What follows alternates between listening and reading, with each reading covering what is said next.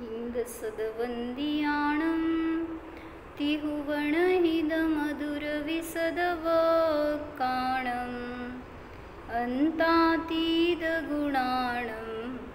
नमो जिनाणं जिदभवाणं। कुंदकुंदाचार्य भगवान की जय।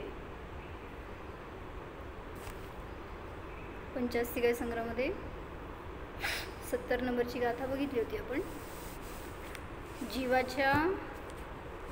जीवाचं वर्णन करत असताना अनेक त्याचे अधिकार सांगितले किंवा वेगवेगळ्या भेदांच्या द्वारे जीवाचं वर्णन करत आहेत। तर जवळपास जीवाधिकार संपत आलाय, 2-3 गाथा राहिलेल्या आहेत। ते झाल्यावर पुढचा अधिकार सुरू होतोय, पुद्गल द्रव्यास्तिकाय। जीवास्तिकायचं वर्णन इथपर्यंत आहे। तर त्याच्यामध्ये शेवटी 2-3 गाथा घेतल्यात ना, तर त्याच्यामध्ये जीवाचे वेगवेगळे स्थान सांगणार आहेत, ज्याला स्थानांगरूप जिनवाणी म्हणतात। काय माहिती आहे त्याच्याबद्दल? म्हणजे जीव त्याचे भेद किंवा जे पण तुम्ही करणार भेद, त्याच्यामध्ये 1, 2, 3, 4 अशा रीतीने जिथं भेद केलं जातं ना, ती स्थान आणि त्याच्याद्वारे वर्णन केलं तर त्याला स्थानांग नावाचं एक अंग आहे जिनवाणीमध्ये। जे 12 अंग आहेत ना, त्याच्यामध्ये एक अंग आहे स्थानांग, समवायांग असे अंगाची नावं आहेत ती। आचारांग, सूत्रकृतांग वगैरे। तर त्याच्यामध्ये एक स्थानांग नावाचं अंग आहे। तर त्यामध्ये असं वर्णन केलं जातं जिनवाणीमध्ये। कुठलंही तुम्ही प्रकार घ्या किंवा कुठलंही एखादं विशिष्ट द्रव्य वगैरे घ्या, तर त्याचं तुम्ही विश्लेषण करत असताना अंकांच्या संख्येच्या अपेक्षेने तिथं त्याचे भेद दाखवले जातात, जसं आता या गाथेमध्ये सांगणार आहेत। वाचू आपण। अथ जीव विकल्पाः उच्यन्ते। आता इथं जीवाचे विकल्प म्हणजे भेद सांगतात। किती प्रकारचे जीव आहेत, किती प्रकारचे आहेत सांगा, तुम्हाला माहीत आहेत का काका? जीवाचे भेद किती? जीवाचे भेद किती? जीवाचे भेद किती? जसं स्थावर आणि त्रस, संसारी आणि मुक्त, हे सगळे भेद आहेत ना जीवाचे। तर असे किती भेद आहेत? तर 1 ते 10 भेद दाखवायला लागलेत। म्हणजे इतक्या प्रकाराने जीव भेदला जाऊ शकतो। ॲक्च्युली कुठं तर त्यांनी 1 ते 14 भेद दाखवले गुणस्थानांच्या अपेक्षेने, 1 ते 20 भेद दाखवले प्ररूपणेच्या अपेक्षेने। परत सांगितलं अनेक असे भेद दाखवले जाऊ शकतात, जिथं जशी विवक्षा आहे तसं समजून घ्यायचं। इथं काय सांगतात वाचू एकदा। एकोचेव महप्पा सोदुविय पोती लखणो होदी चदुचंक मणो भणिदो पंचग गुणपधाणोय छक्का पक्कमजुत्तो उवउत्तो सत्तभंग सभाओ 88 जीवोदसठाणगो भणिदो। काय सांगितलं? जीव एक आहे। जीवाचे भेद करत असताना किती भेद आहेत? तर पहिल्यांदा सांगितलं महप्पा म्हणजे महान आत्मा, महात्मा असा तो जीव एकटा आहे। पुढं सोदुवियप्पो, तो 2 प्रकारचा आहे। आता हे सगळं तुम्ही मला सांगणार आहे बरं का, कुठलं आहे। फक्त त्यांनी इथं विशिष्ट संख्या सांगतायत, ते कुठल्या अपेक्षेने ते काय म्हणायचं कुंदकुंदाचार्यांनी शॉर्टमध्ये लिहिलंय। आता तुम्ही त्याचं विस्तार करणारे पुढचे ज्ञानी। 2 प्रकारचे जीव आहेत। तिलक्षणो होदी, 3 लक्षण रूप आहे। चदुचंकमणो, 4 प्रकारच्या चक्रमण काय म्हणायचं संक्रमणवाला, परिभ्रमणवाला आहे।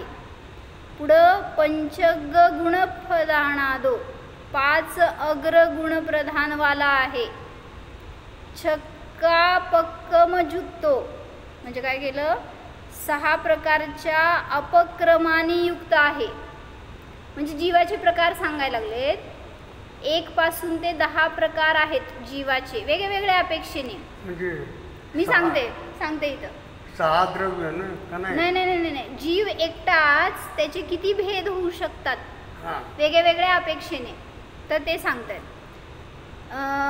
6 अपक्रमाने युक्त आहे. उत्तो म्हणजे उपयुक्त आहे. पुढं सप्तभंग सद्भावाने युक्त आहे म्हणजे 7 भेदवाला झाला. 8 नवठ्ठो 8 आश्रय रूप आहे. पुढं नवठ्ठो म्हणजे 9 पदार्थ रूप आहे. आणि 10 ठाणगो 10 स्थानगत म्हणला जातो. असं शॉर्टमध्ये आचार्यांनी सांगितलं. आता त्याचं विस्तार तुम्ही करणार आहे का मी करणार आहे?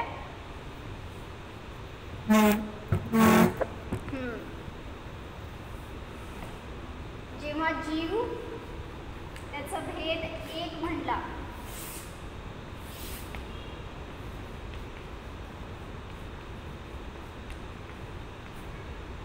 एक प्रकारचा जीव म्हटलं तर तो महान आत्मा, जो काय म्हणायचं, सर्व जीवांना एक जाती रूपाने बघितलं तर तो एक जीव झाला.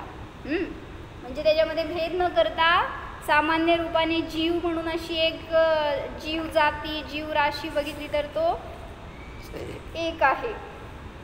किंवा चैतन्ययुक्त ज्ञान गुणवाला असं वगैरे जेव्हा आपण त्याला बघतो सामान्य रूपाने, त्यावेळेस तो एक म्हणला जातो. आता जे हे सांगणार आहेत ना भेद, तर ते या भेदांमध्ये अन्य मतवादींचं खंडन पण व्हायला पाहिजे.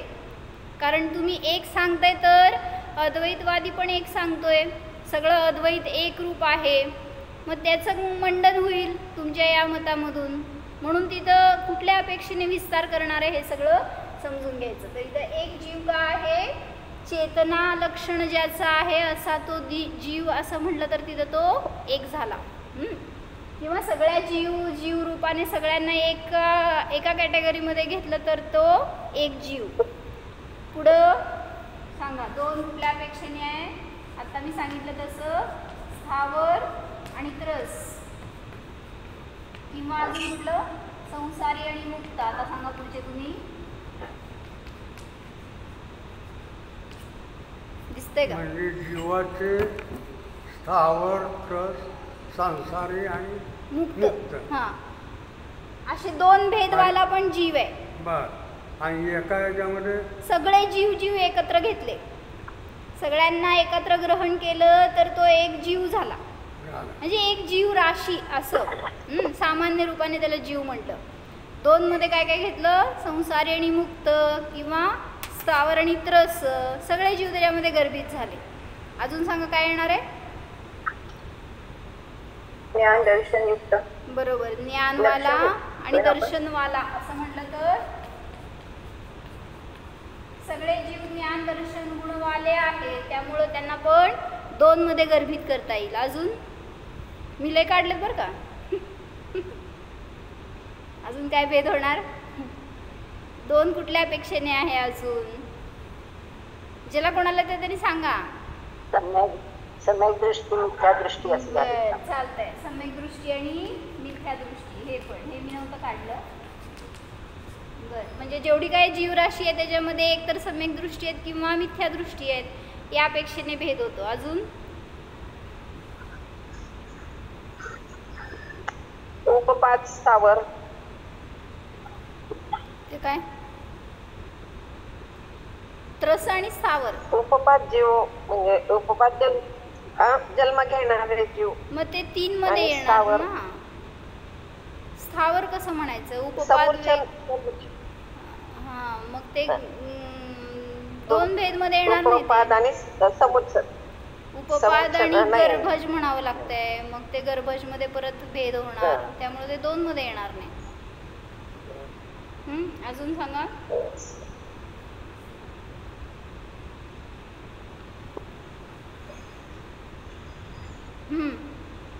कोण आहे पुढं? सोनल नाही आहे का?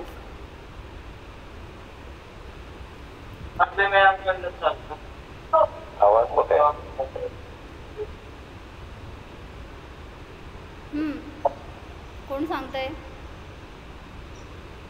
काव्या सांगा. 4 तर आपण नाव पटायला कोण आहेत हे? आपण सोलापूरवरून बोलतो. माझा आवाज नाही, सगळ्यांचा आवाज मला ऐकायचा असतो. बरं मी सांगते, काय म्हणताय हो दीपाली भाभी? अजून 2 कुठल्या अपेक्षेने भेदला जातो जीव? भव्य अभव्य. बरोबर, भव्य आणि अभव्य. अजून करेक्ट, छान. अजून एक तुम्हाला समजण्यासारखं अजून 1-2 टाईप आहेत, बाकी सगळे मला समजण्यासारखे आहेत. म्हणजे मी आपलं माझ्या डोक्याने काढलेले आहेत. अजून 2 टाईप सांगा काय असणार? सगळे जीव ज्याच्यामध्ये भेदले जातात असे 2 टाईप्स कुठले?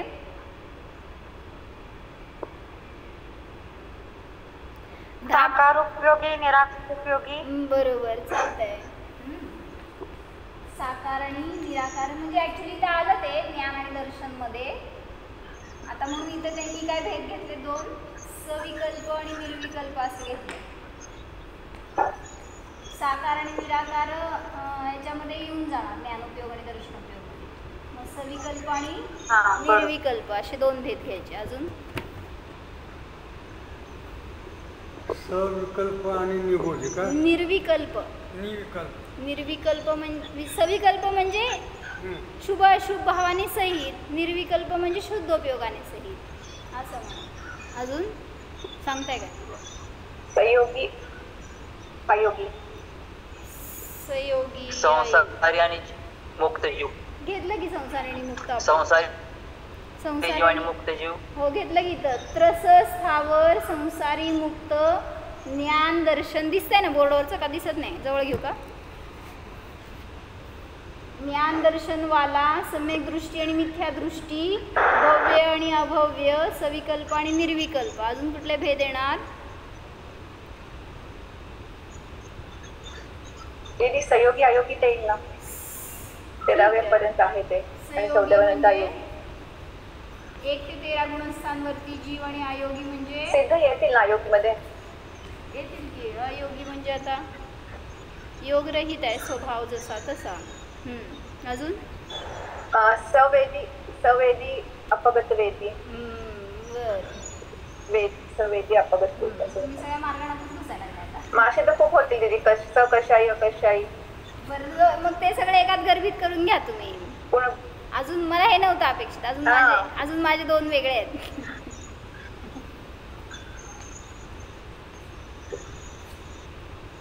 सगळ्या मार्गाडांमध्ये जे 2 भेद येतात ना तेवढे सगळे समजून घ्या. कशाई, निष्कशाई वगैरे, कर्मसहित, कर्मरहित असे. अजून इंद्रिय अनिंद्रिय. बरं, अजून सूक्ष्म पर्याप्त, सूक्ष्म बादर होणार का? सूक्ष्म आणि स्थूल म्हणा किंवा सूक्ष्म आणि बादर म्हणा. बरं ठीक आहे. सूक्ष्म आणि बादर ना. सूक्ष्म आणि बादर. बरं झालं काय एवढं लिहिलं नाही आचार्यांनी, तर ते ग्रंथ अजून डबल झाला असता. गाथेमध्ये त्यांनी फक्त आकडे सांगितले तेवढे आहेत म्हणून, ते तुम्ही तुमचं समजून घ्या किती प्रकारचे आहेत. अजून सांगा. माझं बोर्ड भरणार आहे 2नीच बहुतेक. मी 10 लिहायचे आहेत मला. अजून लब्ध पर्याप्त आणि निवृत्त पर्याप्त. ते येणार नाही त्याच्यामध्ये. पर्याप्त हा भेद येणार नाही ना. पर्याप्त आणि अपर्याप्त असं म्हणा चालतंय, पण जे सिद्ध आहे ते पर्याप्तीच्या आतीच जाणार ना. त्यामुळं सगळे जीव गर्भित होतील असं काहीतरी. आता सामान्य कथन बरं का, नाहीतरी मग इथं भव्य अभव्यमध्ये तर कुठं सिद्ध येतात. फक्त एक आता ढोबळ जिथं मोठे येणार ना भेद त्या अपेक्षेने बघू आपण. अजून एक काय येणार? सगळ्यात मोठं सूक्ष्म आणि बाध्य पण घेतलं, हे संसारीचं घेतलंय तेच ना. म्हणूनच आणि सूक्ष्मत्व हा गुण आहे त्यांचा. त्यामुळं सगळीकडेच ते होईल असं नाही. जे आपण आता शास्त्रामध्ये वाचतो असे ते 2 भेद प्रकार म्हणून 2 कुठल्या अपेक्षेने भेदला जातो जीव, तर असे पण भेद येतात. अजून काय सांगितलं? संज्ञी आणि असंज्ञी.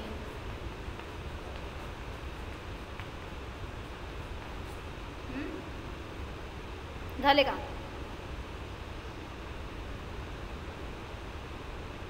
आता इथं लिहिलंय आपण ज्ञान दर्शन. ॲक्च्युली हे दोन्ही गुण चेतन म्हणले जातात आणि बाकीचे सगळे गुण अचेतन म्हणले जातात ना, त्यामुळं चेतन गुणवाला आणि अचेतन गुणवाला आत्मा असं पण स्वरूप संबोधनच्या अपेक्षेने. म्हणजे जीवामध्ये ज्ञान किंवा चेतना हा गुण चेतन आहे, बाकी सगळे गुण अचेतन आहेत असं तिथं त्यांनी सांगितलं. प्रमेयत्वादिभिर धर्मै रचेतना चेतनात्मकम असं काहीतरी आहे. तर म्हणजे प्रमेयत्व आदी गुण आहेत ते सगळे अचेतन आहेत आणि ज्ञान दर्शन हे 2 गुणच चेतन आहेत. त्यामुळं चेतन आणि अचेतन गुणवाला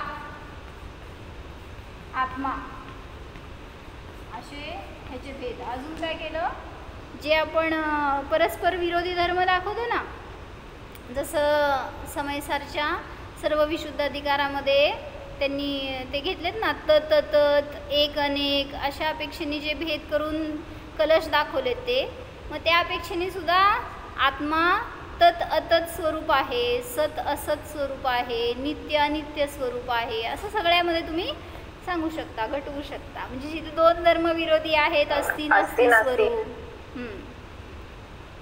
असे सगळ्या रूपाने तिथं ते 2 प्रकार भेदले जातात. हे शिकवलं ना त्या दिवशी. आणि प्रमेयत्व सिद्धांना अप्रमेय पण म्हणतात ना, आपण जाणून घेऊ शकत नाही डायरेक्टली, दोन्ही पण घेतलं. तर तसं प्रमेयत्व बरोबर, ते पण घेतलं. मग मध्ये एकाने मला विचारला होता प्रश्न की सिद्धचक्रच्या पूजेमध्ये त्यांना अप्रमेय रूप का म्हटलं. मग प्रमेयत्व गुण तर त्यांच्यामध्ये पण आहे. प्रमेयत्व गुणाचं कार्य काय काव्या? प्रमेयत्व गुण काय कार्य करतं?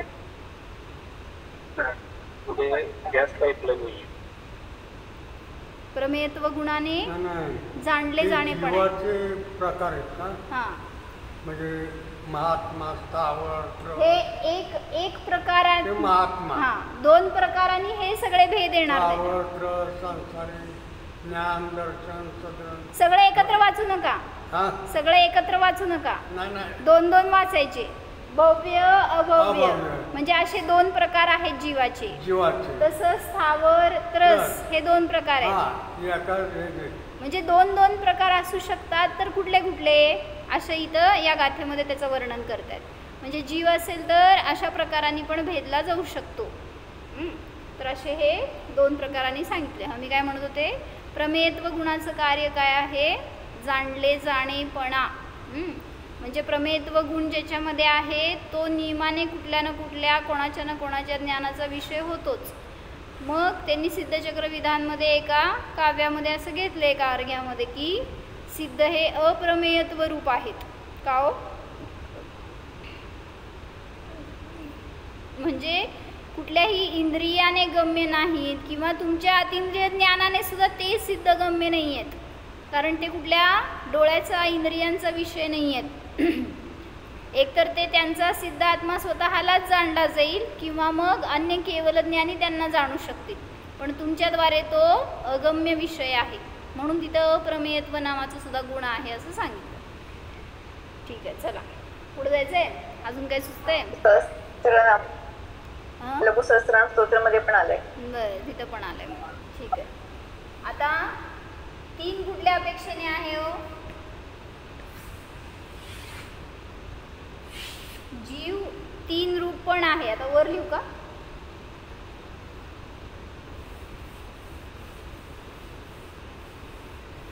खाली दिसणार नाही.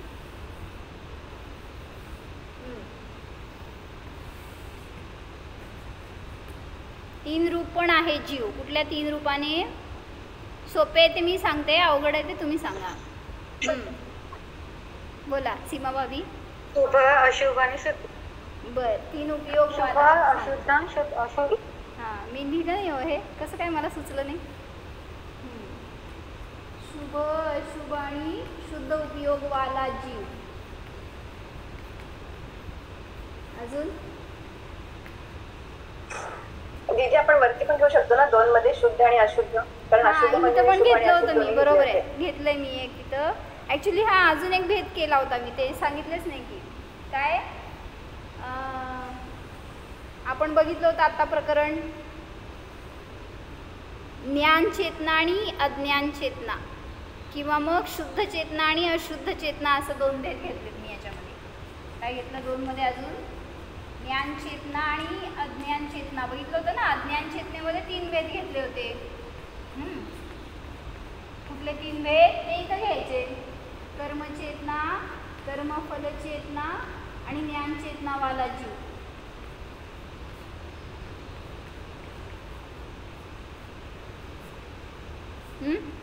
3 चेतनाने सहित असं त्याचं जर डिवायडेशन केलं तर त्या 3 रूप आहे लिखितही.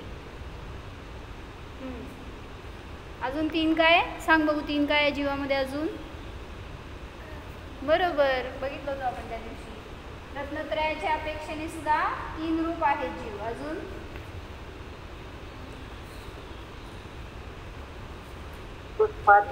करेक्ट. उत्पाद, वे, ध्रुव. उत्पाद आदी 3 रूप आहे. तुम्ही घरी का बसायला लागले मंजुषा काकी? माझ्यासमोर या. प्रगती ते सांगा अजून 3 अपेक्षा कुठल्या?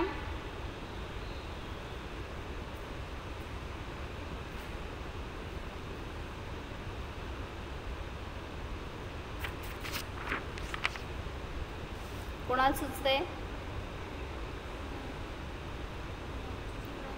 नाही, अजून एक सांगितलं होतं त्या दिवशी तुम्ही. रत्नत्रय म्हणजे आता इथं ज्ञान, दर्शन आणि चारित्र्य गुणवाला झाला. अजून एक यायला पाहिजे तुला. यायचं काय अजून एक? 3 करेक्ट. लय हुशार आहे तू पोरगी. द्रव्य, गुण आणि पर्यायवाला जीव असे 3 अपेक्षेने सुद्धा भेदला जाऊ शकतो. द्रव्य, गुण, पर्यायवाला. अजून काय लिहिताय का? नेहमीच अभ्यास करायला लागले. लिहून घ्या. आपल्याला परत तसं नाही येणार. नाही तुमचं नाही. बाकी सगळे जे अदृश्य बसलेत त्यांना सांगायला. अजून एक अपेक्षा माझ्याकडे आहे. मी सांगू कुठले? अजून 3 भेद कुठले? हां सांगा वैशाली ताई. वैशाली ताई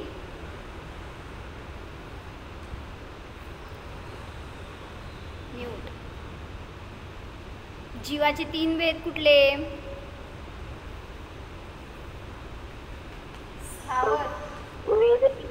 स्त्री वेद, पुरुष वेद, लब्ध पर्याप्त, निवृत्त पर्याप्त.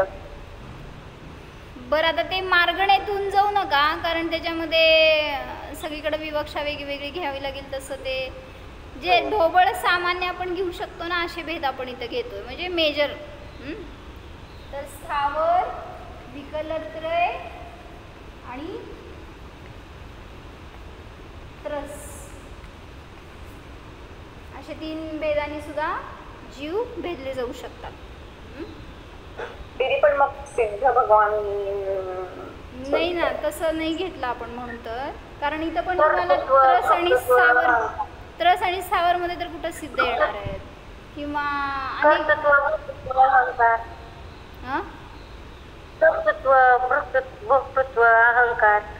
नाही नाही नाही असं काय नाही.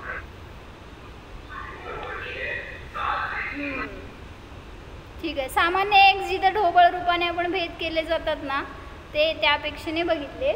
मेजर क्वांटिटी जीव त्याच्यामध्ये गर्भित व्हायला पाहिजेत असं या अपेक्षेने. फक्त विकलत्रय म्हटलं असताना 3 भेद तर मग जास्त भेद राहिले असते त्याच्यामध्ये. त्यामुळं विकलत्रय पण येणार की 3 अपेक्षेने, पण त्यामध्ये फक्त 2 इंद्रिय, 3 इंद्रिय, चतुरिंद्रियच गर्भित होतील. पण स्थावर विकलत्रय म्हणजे किती इंद्रियवाले? 1 इंद्रिय. स्थावर विकलत्रय म्हणजे 2 इंद्रिय, 2 इंद्रिय, 3 इंद्रिय आणि चतुरिंद्रिय. कोण आहे? पंचेंद्रिय. विकलत्रयमध्ये 2, 3 आणि 4 इंद्रियवाले जीव. आणि त्रसमध्ये ॲक्च्युली 2 इंद्रियापासून पंचेंद्रियापर्यंतचे सगळे येणार, पण तिथं पंचेंद्रिय जीव पण गर्भित होतात, म्हणून त्याला तो भेद घेतला. ठीक आहे. हे 3 वाला झाला. पुढं बरं, मला जरासं 1 वाल्याबद्दल सांगायचं होतं. पुढचे भेद तुम्ही उद्या काढून आणा. उद्या अजून थोडंसं घेऊ आपण मग, म्हणजे तुम्हाला जरासं चालना. 4, 5, 6, 7, 8, 9, 10 पर्यंत जायचं आहे. त्या पुढे गेला तरी पण चालतंय. जीव समास मध्ये आले तर दिदी हां येणार की. तिथे ॲक्च्युली जीव समासमध्ये फक्त 14 घेतलं ना? सामान्य जीव घेतला पहिला, 19 पर्यंत गेलो होतो. घेतलं होतं का आपण? असं स्थानांग रूपाने आपण घेतलंय का? तिथे सामान्य जर ढोबळ त्याला घेतलं त्याचे नाही, त्याचेच रिपीट भेट करायचं. स्थावर मग एकेंद्रिय विकलेंद्रिय सकलेंद्रिय, मग एकेंद्रिय विकलेंद्रिय, मग सकलेंद्रियाचे 2 संज्ञा संज्ञा असं करत एक डिटेल मध्ये करत करत गेलं. तुम्हाला 19 मध्ये परत पर्याप्त अपर्याप्त आणि गुण पर्याप्त असे 19 ते 58. आणि अजून पण असे भेद करत करत भरपूरच देतात भेद, म्हणजे 400 कितीतरी होतात शेवटी. 98, 406. उद्या काढून दाखवा. बोले सोबत आहे. बरं, त्यांनी थोडंसं काय घेतलं याच्यामध्ये, जेव्हा जीव एक आहे म्हणतो ना त्यावेळेस तिथं अन्यमतवादी उभारले लगेच. म्हटले तुम्ही पण आमच्यासारखं बोलायला लागलाय, त्यामुळे तुम्हाला पण आमच्या मतामध्ये प्रवेश झाला तुमचा. जसं की ब्रह्माद्वैतवादी काय म्हणतो, सगळी ब्रह्माची रूपं आहेत काय काका. अद्वैतवादी असतो ना तो म्हणतो की सगळी ईश्वराची रूपं आहेत ही सगळी, असं म्हणतो तो अद्वैतवादी. म्हणजे ईश्वर एक आहे आणि त्याचे सगळे आपण अंश आहे, त्यामुळं असं दुसरं कोण जीव किंवा असं काय रूप कोणाचं नाही आहे. ब्रह्मा एक आहे आणि सगळेजण आपण त्या ब्रह्माची रूपं आहोत असं तो म्हणतोय. आणि मग तुम्ही एक रूप जीव आहे असं सांगितल्यावर त्यांनी पण म्हटलं की तुमचा ब्रह्म अद्वैतवादामध्ये प्रवेश होईल. मग त्याला उत्तर छान दिलं आचार्यांनी.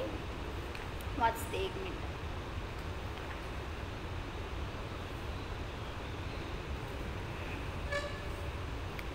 थोडीशी टीका वाचायची का आपण, म्हणजे टीकेमध्ये पण त्यांनी खुलासा घेतला आहे. टीका वाचून मग हे घेऊ, थोडं त्याच्यामध्ये आलेलं आहे विश्लेषण. एकच वाक्य आहे दिसतंय बहुतेक हे.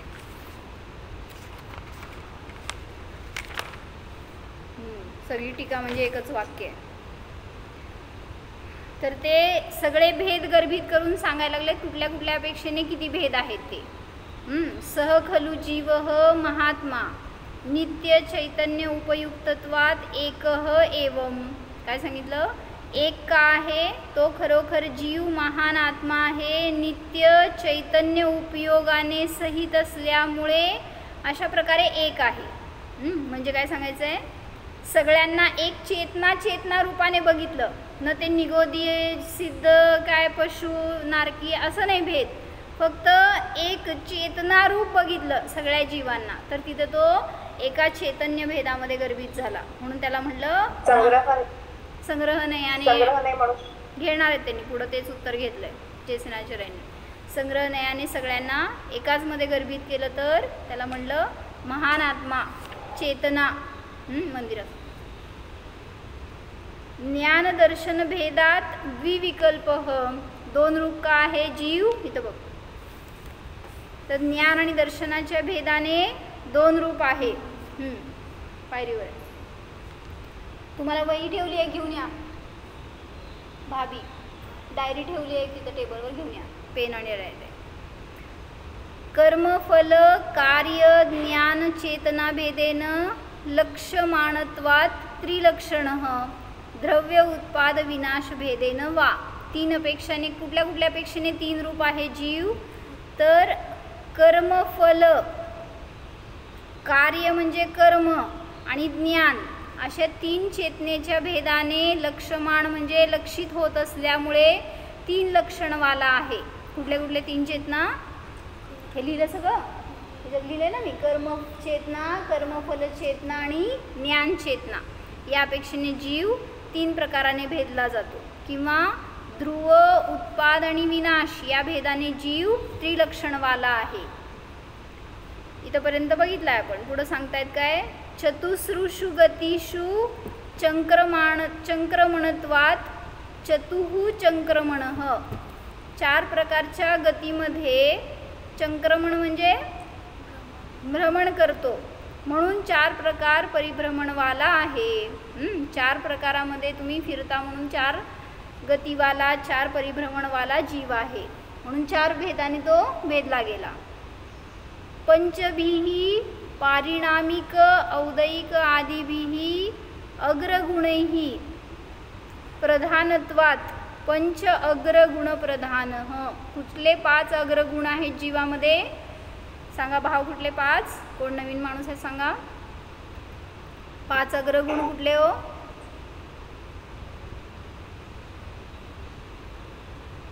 शिला काकी सांगता का? 5 अग्रगुण कुठले? मोनिका सांग. सॉरी, मोनिका काकी आहेत का? कोण आहे? 2 जण पण आहेत. हां, मोनिका ताई आणि मोनिका काकी कोण सांगता सांगा. जीवाचे 5 गुण माहिती आहेत? 5 भाव जीवाचे. औदैहिक,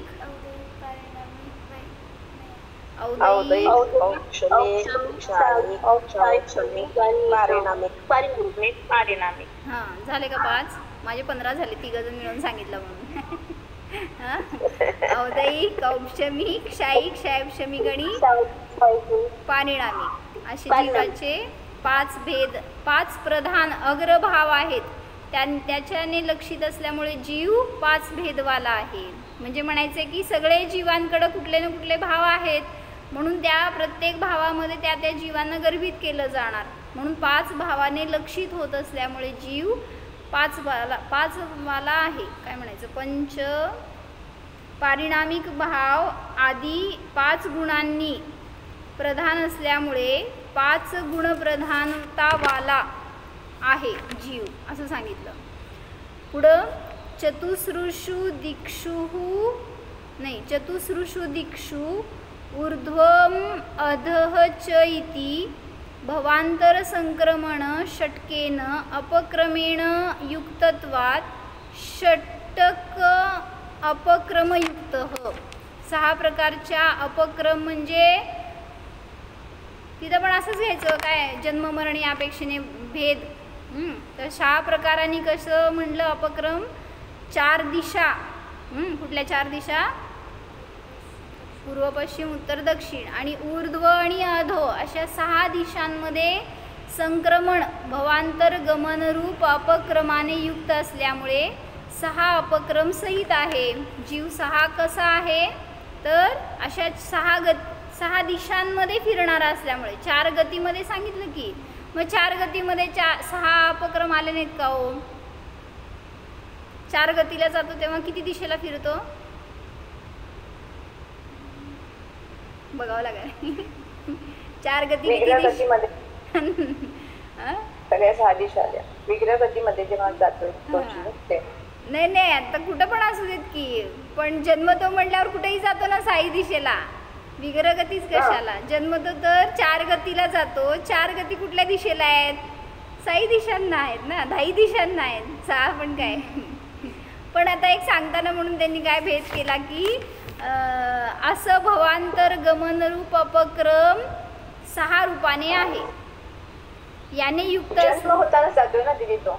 जन्म मरून दुसऱ्या ठिकाणी जाईपर्यंतच त्याचं ते गमन होतंय ना, तेच तर आपण. हां, बरं तसं म्हणा. अपक्रम पण त्याच्याच अपेक्षेने शब्द लावला जातो बहुतेक. ह्याच्यामध्ये आलं होतं ना दौलामध्ये की किती अपक्रमाने सहित असतो का काय, असं एक त्याच्यासाठी विवक्षा आली होती. नारकीच्या आणि म्हणजे नारकीचं जन्ममरण सांगत असताना असं सांगितलेलं आठवतं आहे, आता लक्षात नाही. ठीक आहे, म्हणजे काय म्हणायचं आहे? 6 दिशेला मरून जेव्हा जातो, गमनागमन करतो, त्यावेळी 6 दिशांना भवांतरूप गमन करतो. म्हणून तिथं 6 प्रकारवाला आहे. म्हणजे कोणी जीव वर जाईल, खाली जाईल किंवा 4 दिशेला जाईल, या अपेक्षेने 6 अपक्रम सहित आहे सांगितलं. पुढं अस्ति नास्ति आदिभिः, हे बघून घ्या तोपर्यंत इकडे दिसतंय. अस्ति नास्ति आदिभिः सप्तभंगैः सद्भावः यस्य इति सप्तभंग सद्भावः. काय चाललंय आमचं की जीवाचे भेद करतोय. मग जीव एकच आहे असं म्हणत असताना सगळी जीवराशी त्याच्यामध्ये घेतली, भेद न करता. कुठल्या गतीचे असू देत, कुठल्या इंद्रियवाले असू देत, किती लहान मोठा कसलाही त्याचे काय प्रकार असू देत, त्या सगळ्यांना एक रूपाने गर्भित केलं. तर तिथं म्हणलं जीव एक आहे. जेव्हा 2 म्हणून सांगितलं त्यावेळेस कुठल्या कुठल्या अपेक्षेने 2 आहे जीव? माहीत आहेत भेद? माहीत आहेत कुठले? जीवाचे 2 भेद कुठले? त्रसस्थावर, संसारी, मुक्त. मग हे असे सगळे भेद केलेत आम्ही. 2 कुठल्या कुठल्या अपेक्षेने? इतक्या सगळ्या अपेक्षेने जीव भेदला जाऊ शकतो. संज्ञीय संज्ञी, सविकल्प निर्विकल्प, अशा अनेक प्रकाराने. मग जीवाचे 2 टाईप्स केले. काय म्हणताय? अजून एक होऊ शकेल ना, साधारण आणि प्रत्येक. ठीक आहे, तेच की आपण कुठल्या मार्गणांमध्ये घुसायला नको असं म्हटलं ना. मग तिथं मग ते पर्याप्त वगैरे पण घ्यायला पाहिजे की, तसं आपण घेतलं नाही. मग तसं समजून घ्या कुठं काय कसं गर्भित होतं तशा अपेक्षेने. भव्य अभव्य, सम्यक दृष्टी मिथ्या दृष्टी, असे स्थूल जे काय आपल्याला माहिती आहे, जिथं 2 रूपाने भेदला जातो जीव, तिथं जीवाला 2 प्रकाराचा म्हणला.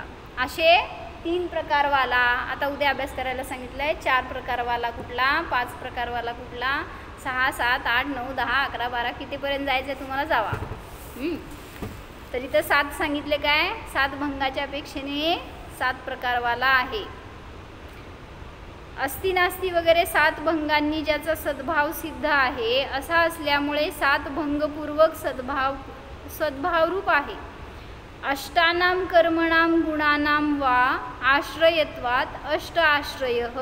काय म्हणलं? 8 कर्मांचा किंवा 8 गुणांच्या अपेक्षेने बघितलं होतो आपण. किती गुणवाला? 8 का आहे जीव? 8 का भेद आहेत?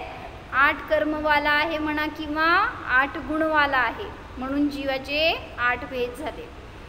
त्याचा आश्रय असल्यामुळे कसं केला अर्थ? 8 कर्मांचा किंवा 8 गुणांचा आधारभूत असल्याने 8ला आश्रयभूत आहे. पुढं नवपदार्थ रूपेण वर्तनात नव अर्थ. 9 पदार्थ रूपाने वर्तन करतो म्हणून 9 पदार्थ रूप आहे. पृथ्वी व्यप तेजो वायू वनस्पती साधारण प्रत्येक द्वि त्रि चतु पंचेंद्रिय रूपेषु दशसु स्थानेषु गतत्वात् दशस्थानगः इति. 10 स्थानवाला का आहे? 10 प्रकार केले. कुठले कुठले? कुठले 5 स्थावरवाले 5. आणि पुढचे हे 5 झाल्यावर द्विंद्रिय त्रिंद्रिय चतुरिंद्रिय आणि पंचेंद्रियामध्ये 2 भेद करावे लागतील. नाही, त्यांनी एकेंद्रियामध्ये केले. वनस्पतीचे 2 भेद केले, प्रत्येक आणि साधारण. आणि म्हणजे पृथ्वी अप तेजू वायू आणि वनस्पतीचे 2 भेद केले, साधारण आणि प्रत्येक. आणि मग द्विंद्रिय त्रिंद्रिय चतुरिंद्रिय आणि पंचेंद्रिय अशा 10 स्थानाला प्राप्त होतो, म्हणून जीव 10 स्थानवाला आहे. मग हे सगळं समजून काय फायदा आपल्याला जीवनामध्ये? ही सगळी स्थानं काउंट करायची नाही आहेत किंवा तिथे जाऊन परिभ्रमण करायचं नाही आहे. सगळ्या पर्यायामध्ये जाऊन आलो, कुठलीही एक शरीराला प्राप्त झालो नाही, कुठल्या पर्यायाला प्राप्त झालो नाही, स्थानाला प्राप्त झालो नाही असं नाही. सगळ्या ठिकाणी सगळं गमन झालं, परिभ्रमण झालं, भोग झाला, दुःख सगळं झालं भोगून, पण तरीसुद्धा सुखी झालो नाही, मुक्त झालो नाही. म्हणून आता मुक्त होण्यासाठी पुरुषार्थ करायचा आहे. तर त्याच्यामध्ये एक आपला स्वभाव आहे विषय, त्याला घेतलं नाही आपण. सगळीकडं गेलो, फिरलो, सगळ्याचं टेस्ट घेतलं, पण स्वभावाची टेस्ट घेतली नाही आजपर्यंत. म्हणून अजूनपर्यंत शरीराचं परंपरा संपली नाही. म्हणून ज्याला संपवायची त्यांनी काय करा? शरीर रहित. म्हणून मी आज एक काय कोट टाकलंय, ज्याला वजन कमी करायचं त्यांनी काय करा म्हणे. वाचली नाही का? स्टेटस आहे की ज्याला वजन कमी करायचं त्यांनी सांगितलं एकच विचार करा, मी अशरीरी आहे. म्हणजे शरीरवाला आहे, मला जास्त त्रास होतोय, माझं वजन जास्त आहे, विचाराने त्रस्त असतो. म्हणून म्हणलं की शरीरच माझं नाही आहे म्हणल्यावर सगळं वजन कमी होऊन जातं. म्हणून कुठल्याही शरीरवाला मी नाही किंवा ह्या कुठल्या स्थानवाला मी नाही ह्याची अनुभूती केली तर आपल्याला आपला आत्मा समजणार काय आहे, त्याला जाणार. हो,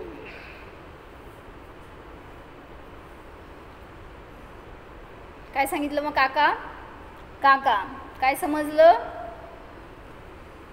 जीवामध्ये स्थावर त्रस संसारी मुक्त हे सगळे भेद केले.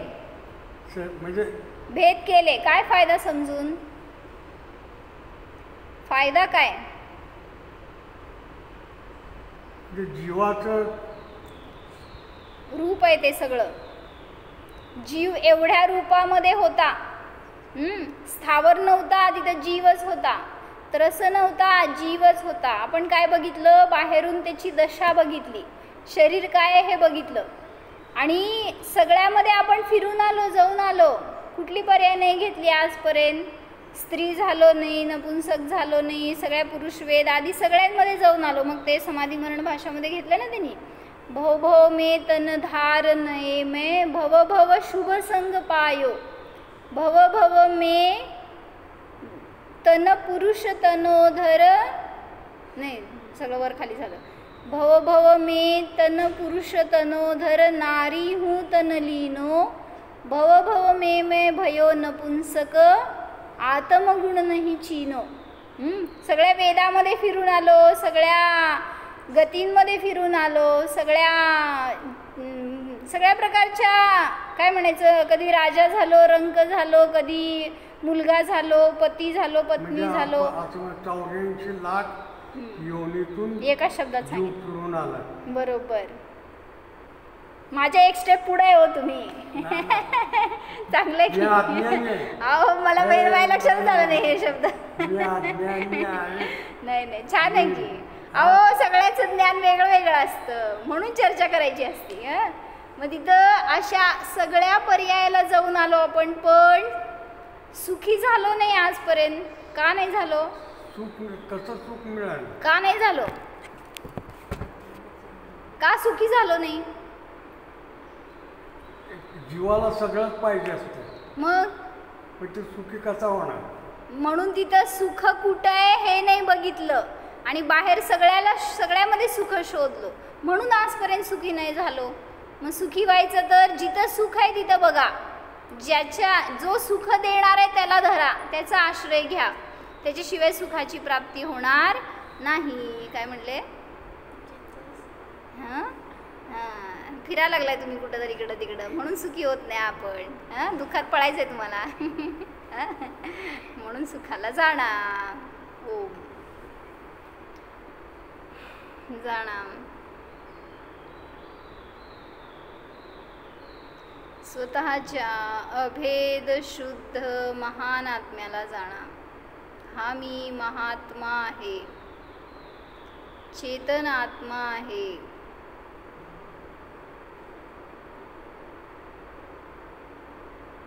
मी त्रस नाही, स्थावर नाही,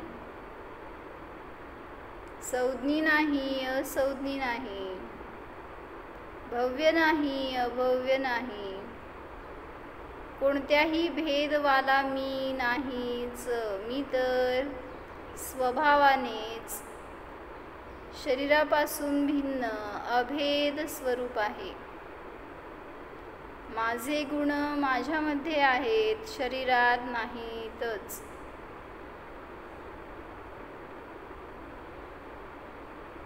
अस्पर्शी ज्ञाता स्वरूपोऽहम्, अनंत गुण वैभव संपन्नोऽहम्.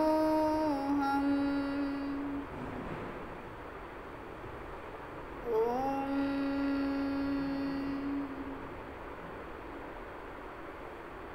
विसर्ज. नमो अरिहंत.